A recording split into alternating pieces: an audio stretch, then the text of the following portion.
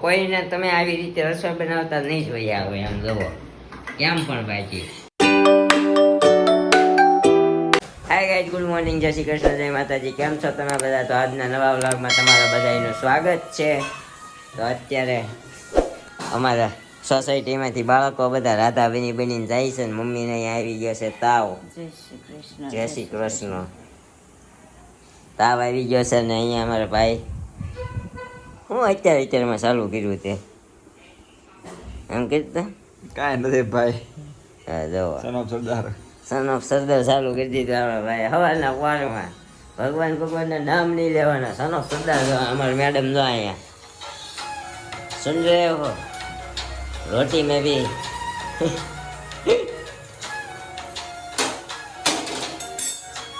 તો અત્યારે આપણને લાગી હતી ભૂખ એટલે આપણે બનાવીએ છીએ રોટલી. પછી નીરવનું ટિફિન ભરવાનું હતું એટલે શિલ્પા ખોલે છે કુકર. એમાં શાક મૂક્યું છે. શેનું શાક છે? ગવારનું શાક કરેલું છે. તો પછી આપણને એમ થયું કે આપણે ખાવું જોશે ગવારનું શાક એટલે ગવારનું શાક કરી નાખ્યું. પછી કાંઈ હાનની ભાખરી વધી હતી તો મને એમ થયું આને ક્યાં નાખી દેવી કચરામાં, એટલે મેં બનાવ્યું છે સવારમાં વઘાર્યું. પછી જાજી બધી રોટલી કરવાની હતી એટલે આપણે બનાવી નાખ્યા છે એટલા બધા ગોળીંડા. એની આટલી બધી રોટલી બની ગઈ છે. પછી એટલો બધો પ્રેમ, એટલો બધો ગાવાનું મન થતું હતું તો સોંગ સાંભળતા રાધા રાની લાગેનું સોંગ ચડાવી દીધું. પછી આપણે સોંગ સાંભળ્યું. પછી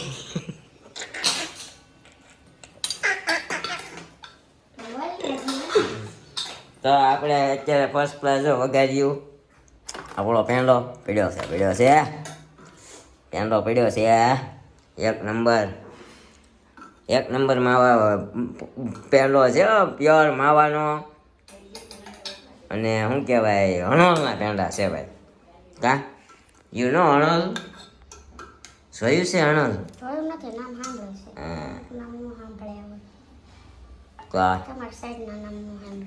હા મેં તમારી સાઈડના નથી સાંભળ્યા હે ને?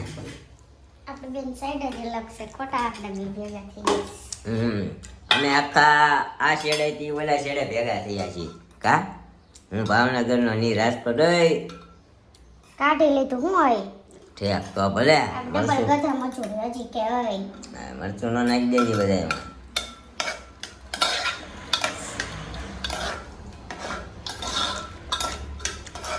એક કઈ કોઈ પણ શાકની હારે બટાકું મિક્સ કરી દેવું ને એ ના ઇન્સાફી છે. હવે છે ને આ શાકનો સ્વાદ આખો ટેસ્ટ આખો ફરી જાય. ભાવતો જ નથી ગવાર, હું ખાય છે નહીં. કેમ મમ્મી રાતે વરસાદ આવ્યો તો ખાટ અંદર લીધી? ભીનું જ નથી ને બહાર ક્યારે આવ્યો હતો? 12:30. તો હું ઉપર ગયો ને તરત અડધી કલાક પછી.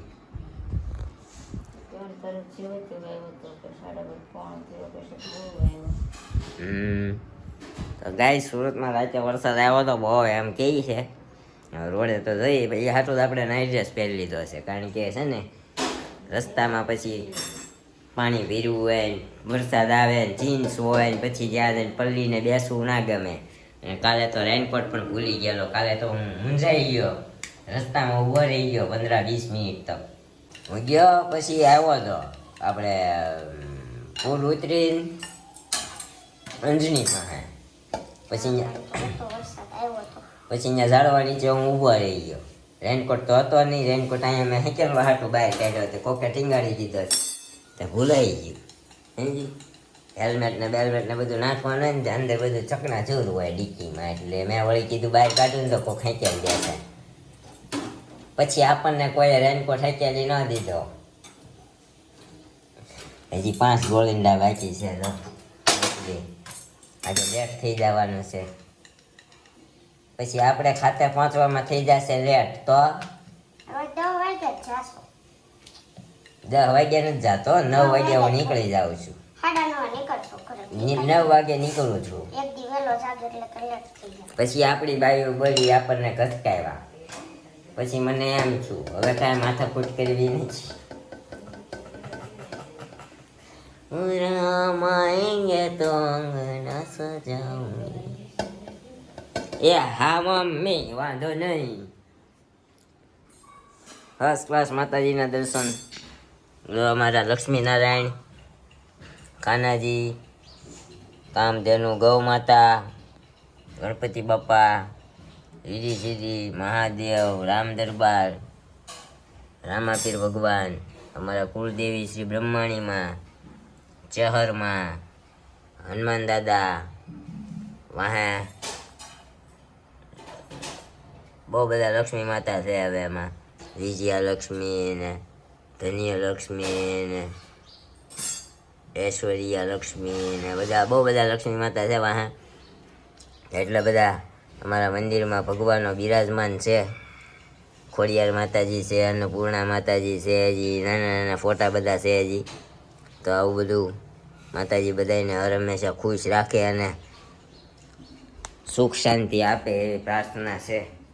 હે ને શું કે ખુશ રહેજો અને રહેવા દેજો. તું રહેજે ને રહેવા દેજે મને કેમ આપણી બાજુથી ભાઈ કે તમે કોઈ પણ જાતનું દુઃખ જોયું એને હું દેતો એવું. હું હંમેશા હસતો રહું અને હસાવતો રહું એવું આપણને વાતાવરણ ગમે છે. શક્કરપારા અને મોહનથાળ ફર્સ્ટ ક્લાસ બનાવ્યો છે આ વખતે. હે ને કેમ શરદી છે? બળબડિયા બોલે છે. શરદી થઈ ગઈ તો ગરમી થઈ. બાંધો ને હા અમારા મેડમને લોટ બાંધે ને તો એની એલર્જી છે અને આમ સાવવા પડે ને એટલે ઉડે ગરબડિયા બોલે કા. હે ને તો પાડોશી ધર્મના કાંઈ ઉડે એટલે એને કેવડાવે છે. અને આ છે આપણા પાડોશી ધર્મના લાડવા જવો. અમારે પણ કાંઈક ને કંઈક અહીંથી ત્યાં જાય જ્યાંથી અહીંયા આવે. શું કે કાંઈ ન કહેવાય ત્યાંથી કંઈ બોલાય નહીં ને. બોલે તો હવે છે આપણે ખાલી સાંભળવાનું. હાલો ખાઈ લઈ. સવારમાં મોડું થઈ ગયું છે ઓલરેડી. વાગી ગયા છે અત્યારે બપોરના 2 અને આપણે નીચે કામકાજ કરીને જમીન ફ્રી થયા અને ઉપર આવ્યા છીએ. કપડાં લેવાતા બટ સુકાણા નથી. હજી જો આ એક કામ રહી ગયું છે.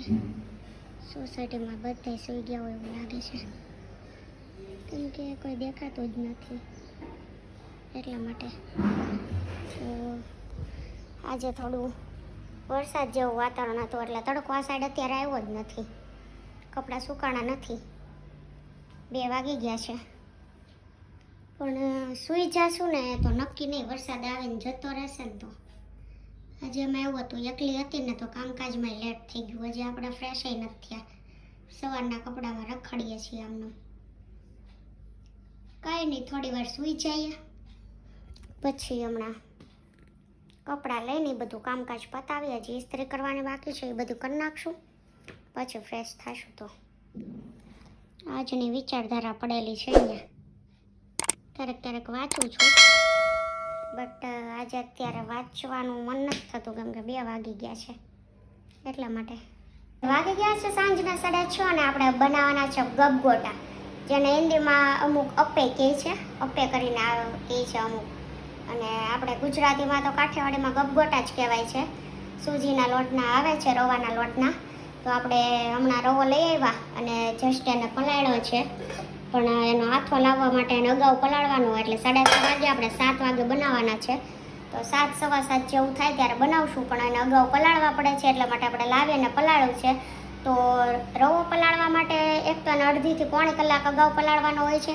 અને જે વાટકીનું માપ આપણે સેટ કર્યું હોય છે, આ વાટકી મેં 3 વાટકી રવાની આપણે લીધી છે તો એના સામે આપણે 1.5 કપ દહીં નાખવાનું હોય છે. તમે છાશ પણ નાખી શકો છો પણ પછી છાશમાં માપ ચેન્જ થાય છે એટલા માટે મેં અત્યારે દહીંનું માપ દીધું છે કેમ કે મેં દહીં નાખ્યું છે એટલા માટે.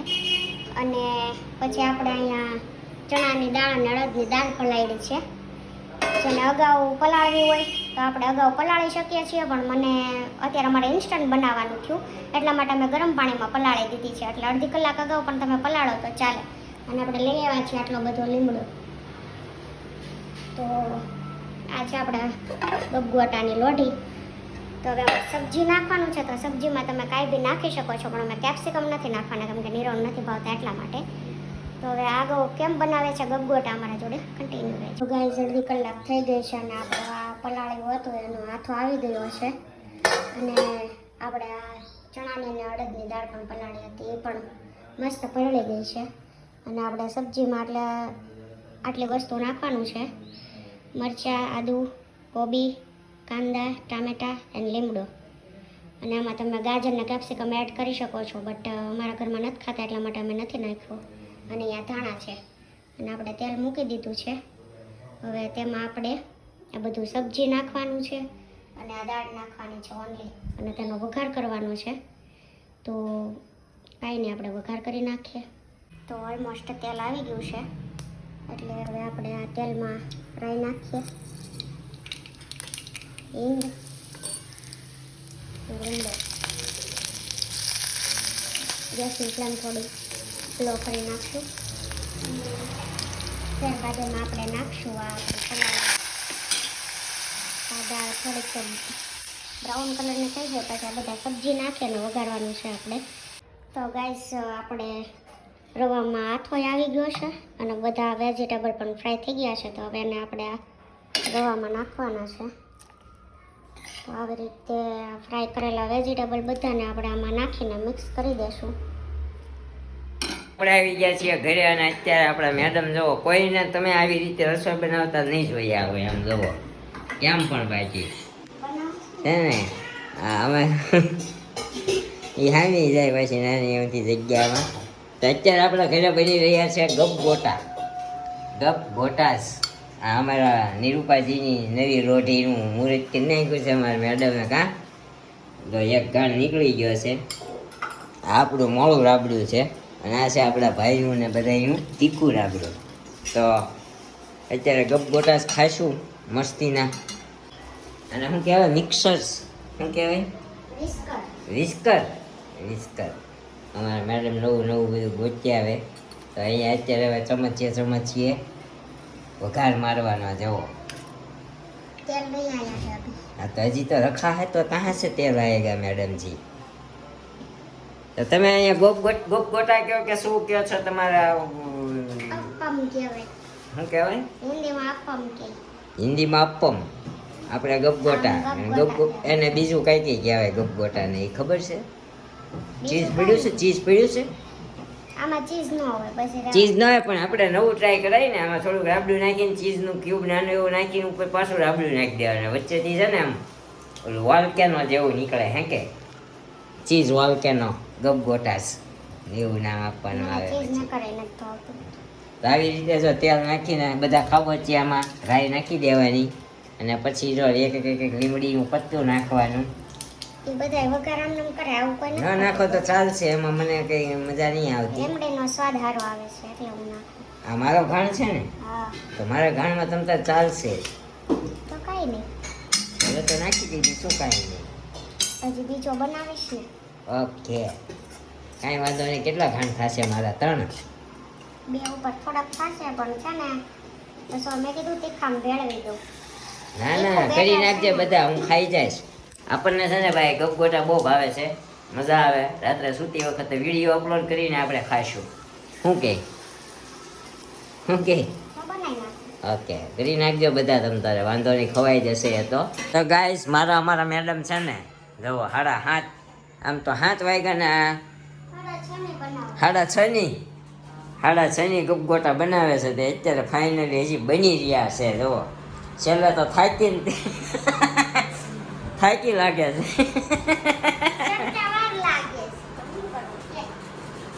થાકીને દાવા પુડલા કરી નાખ્યા.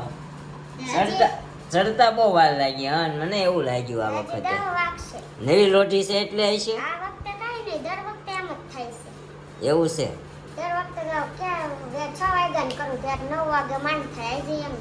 જમી કરવી નવરા થઈ ગયા છે. ગબગોટા અમારા મેડમે મસ્ત બનાવ્યા હતા. અને અમારા મેડમને અત્યારે કામનું લોડ બહુ હોય છે. હે ને મમ્મીને એકચ્યુઅલી તાવ આવી ગયો છે. તું તો એક દિનો જ આવ્યો છે. હા એમ એક કાલ હારો થઈ જાય. કાલ હારો થઈ જાય. વો બસ ફોન ન કરી કરતા મેડમજી ડિટ્ટુ અમકી કરીને છે. એણે પૂછ્યું છે શિલ્પા દીદી તમારે સાતમ કરવા નથી જવાનું પિયરમાં? હાલો જાવું છે. જાવું છે એમ કહું છું. ક્યારે? તું મૂકી જા ત્યારે. વાહ દેખ રહે હો.